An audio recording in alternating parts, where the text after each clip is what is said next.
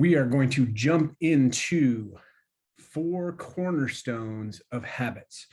You know, the title is Habits, Habits, Habits. There's only 3 because there's 4 cornerstones. I know that doesn't make sense, but the thing is that habits, habits, habits are what keep you on point. You have to say it to yourself over and over and over again in order for things to sink in, to take place, to reprogram your brain. So today we're going to talk about 4 different things that you can do to help solidify your habits. So number 1, you have to take ownership of your habits. You can change yourself, but you have to change yourself through habits. So first, you have to decipher the habits that you have.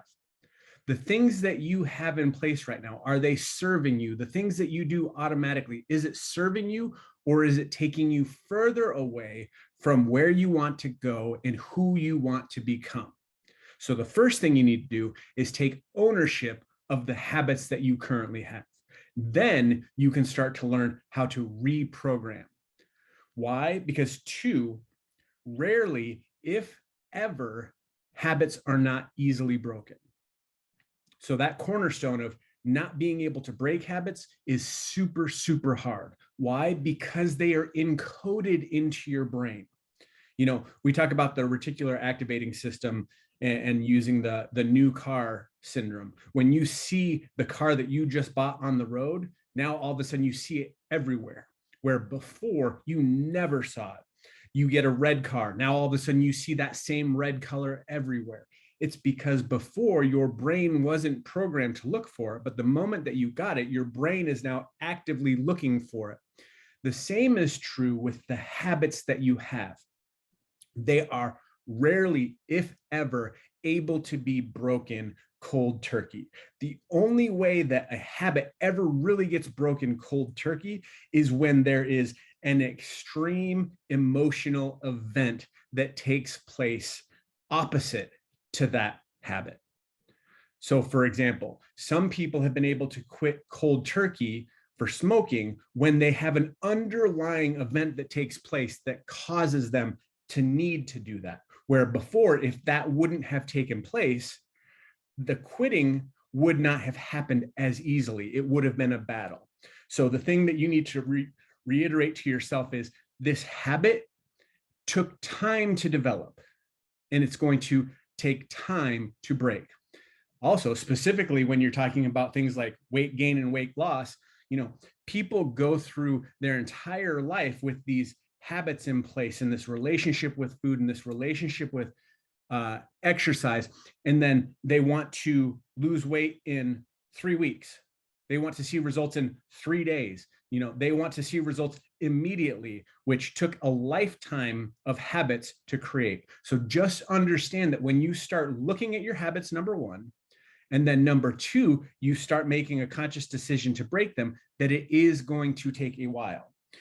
We talk about the 21 days it takes to reverse and to correct and to create habits. Well, guys, I'm sorry to say that is a fallacy. The thing is that it takes much longer to create a habit because of the fact that you have to do things consistently over and over and over again until you don't have to think about it again. Because that's the thing. Habits are your life on autopilot. You have to turn your commitment into changing, into action, and then be consistent with it over time. And then when you get to 21 days, you don't just look at it and go, oh, look, it's day 21. It should be automatic now. No, it's going to be a continual battle until you no longer have to think about it. Cornerstone number 3 is you have to develop a dynamic, healthy routine around your new habit. So that's the thing, is when you're looking at your new habit that you want to create, you have to create excitement around it, joy around it. At the same time, you need to put an unhealthy relationship with the old habit in place. So you look at it and you go, I no longer want to be like this. This no longer serves me. I am excited for this new habit to take over and to take place. Because when you create the emotion behind it, it locks it into your brain. if you don't realize it, the majority of your memories have been locked into your brain based on the emotion that took place at that time and event. So the same thing is true when you're developing your new healthy routine, is that you need to develop healthy and exciting emotions around it in order for it to lock in. So when you're going through this, you have to understand you're running on a track. You're going in this loop for your habits. And as you get going, it's not big 30, 40, 50% changes.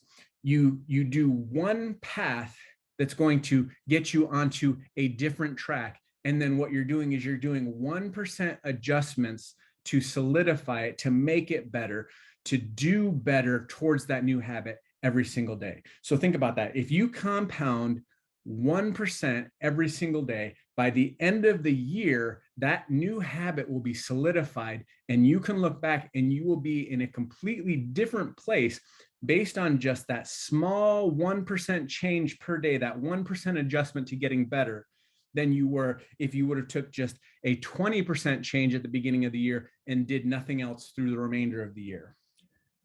Number 4, and this is a really important cornerstone, we talk about this all the time, it is your environment. So you need to take a look at what's around you and see if it's reinforcing your negative behavior, your negative habits, the things that are pulling you back, the things that are slowing you down. Is the environment that you're in partially the reason why your habits take place?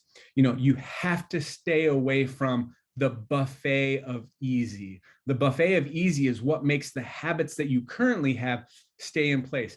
The thing that you need to start looking for is the big, thick meal of goodness to keep and reinforce the great habits that you're trying to do. So if you are trying to get away from a specific mindset, you need to program yourself and feed yourself with the good stuff that you're looking for. And don't go after the low-hanging fruit that's easy to stay in the place where you're currently at. Do as much mentally as you can in reinforcing the good that's around you. One way to easily do this, we talk about all the time, is make sure that you are going and liking and commenting on positive social media posts. Why? Because that will reiterate the algorithms for social media that, hey, I like positive things. So it will keep feeding your social media positive stuff. Post a quote of the day, a positive thought for the day. Once you start doing these things, it reinforces with your social media, which, let's be honest, everybody is on entirely too much. So why not use it to program your brain for good? Words are just as powerful as images, but what are we seeing now more than ever? Images, images, images, images. So program the images that are being fed to you automatically by programming what you want to see to you. It's an impact whether or not you realize it. When you're scrolling, they call it doom scrolling for a reason, is because it's a matter of time before one negative thing pops up in your feed for you to click on. So if you can eliminate as much of that as possible, it will reinforce the good habits that you are trying to get. And then the other thing is visual motor rehearsal. Make practice permanent. See, when you practice things, when you work on these new habits, you're working towards making them permanent. There's no such thing as perfect, but there is practice, practice, practice. And practice makes permanent. Practice doesn't make perfect. So make sure that you are constantly doing something to pull you towards what you're achieving, because when you keep practicing at it, eventually it permeates everything that you do and it starts to overflow to those around you. You replace what you did is more important than replacing what you're doing. See, when you are going against what was pre-programmed in you, so things that were said about you, things that were told to you, You need to be focusing more on what you are going to and what you are doing and who you are becoming versus who you have been, who you've been told you are, because of the fact that if you constantly look back on that, you will negatively reinforce the things that you were told. So if you positively reinforce the things that you're telling yourself, you can unprogram those things. And actually, the best way to do this is take 3 or 4 friends and create what we call a positive reinforcement recording.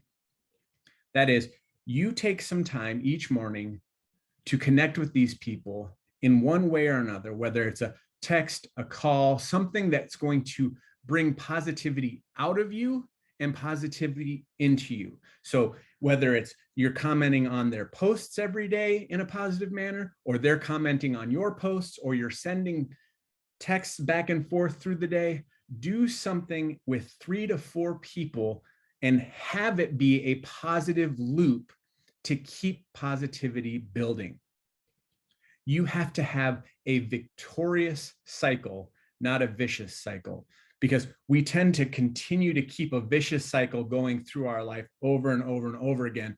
But what you need to do is you need to change your thought about being victimized and in a vicious cycle to you are victorious and you are overcoming all of those things. And the best way to do that is to have people on your team. So take those 3 to 4 people and get together and say, hey, how can we continue to build each other up? How can we continue to add value to each other? These are the 1 or 2 habits that I want to reinforce. Can you help reinforce them in me? And then conversely, what 2 habits do you have that you want to change that I can help positively impact you with?